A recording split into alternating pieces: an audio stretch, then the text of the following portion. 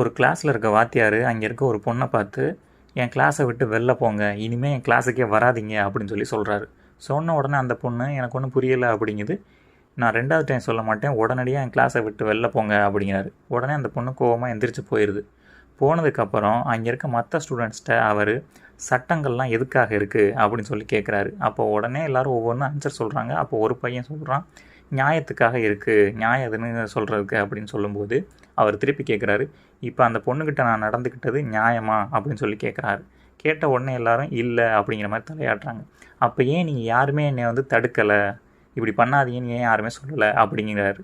அப்போ யாருமே எதுவுமே பேச அமைதியாக இருக்காங்க. அப்போ அவர் என்ன சொல்கிறாருன்னா, நீங்கள் ஏன் யாருமே என்னை தடுக்கலை அப்படின்னா இது உங்களோட பிரச்சனை இல்லை அப்படின்னு சொல்லிட்டு நீங்கள் அமைதியாக இருந்துட்டீங்க கரெக்டாக அப்படிங்கிறாரு. அப்போ எல்லோரும் அமைதியாக இருக்காங்க.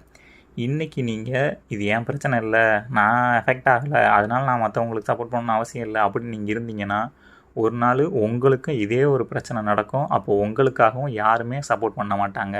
அப்போ நீங்களும் இதே சுச்சுவேஷனை ஃபேஸ் பண்ணுவீங்க அப்படிங்கிறாரு.